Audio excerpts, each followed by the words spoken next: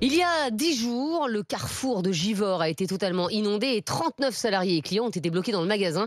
Et avec nous, aujourd'hui, il y a Étienne Toudoum, responsable du développement chez Netflix. Et visiblement, Étienne, cette histoire vous a inspiré. Ouais, vous faites bien mon nom, hein, Étienne Toudoum. Eh oui, cette histoire nous a inspiré car après, sous la scène, j'ai la joie de vous annoncer que la série Sous le carouf de Givors sortira à Noël. Noël 2026 ? Non, là, dans un mois, ça y est, c'est écrit, c'est tourné. Non. Attends, vous savez, nous, on perd pas de temps, hein, on est des rapides. Le temps que les gens choisissent la série qu'ils veulent regarder, eh ben, nous, on a le temps d'en tourner 2 saisons. Ouais. Alors, racontez-nous un petit peu le pitch de cette série. Ouais, bien sûr. Alors, c'est un thriller psychologique en huis clos qui retrace les 8 heures d'angoisse d'une famille bloquée dans un magasin. En gros, c'est ce que vivent les Français quand ils vont à Ikea le samedi. Est-ce qu'on en sait un peu plus sur le casting ? Ouais, bien sûr. Alors, évidemment, Cadmerade jouera Patrice Patchouli, le patron du Carrefour, Alban Lenoir, le vigile, et Franck Gastambide, un caddie. On s'est ruiné sur le casting. D'accord, mais alors, une fois que le carrefour est inondé, il se passe quoi ? Et bah là, évidemment, on a dégainé notre formule magique, Estelle. Ouais, Jonathan Cohen. Mais non, mieux, un requin blanc. Eh oui. Mais non.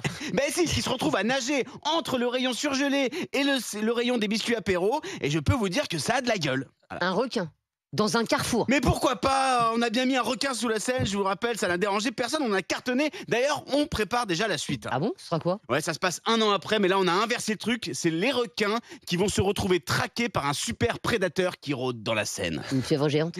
Non, la Hidalgo mutante. Ouais. Qui, à force de nager dans la Seine, a développé des branchies. Elle sera jouée par Muriel Robin ou Marina Foïs ou une autre actrice casse-couille, on sait pas encore. Vous avez appelé ça comment ? 10%. Alors, non, rien à voir avec le cinéma, là, c'est par rapport à la cote de popularité d'Anne Hidalgo. Je crois que c'est moins.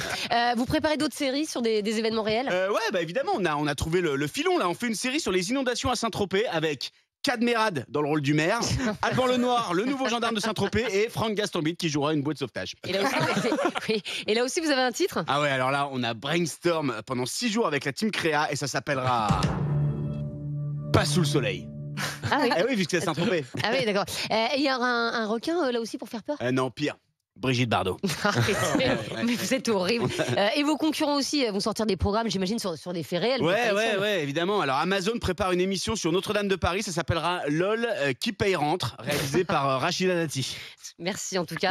Merci Étienne d'avoir été avec nous. On regardera Sous le carouf de Givors, la dernière adaptation Netflix. Et on adapte tout, hein, une table basse, une place de parking, tout. D'ailleurs, on peut adapter Estelle Midi. Là, on réfléchit au casting. Vous êtes plutôt Josiane Balasco ou Isabelle Adjani pour jouer votre rôle. Quel rapport ? Enfin, pardon, mais là, je comprends pas. Là. Vous êtes quoi non, je sais pas.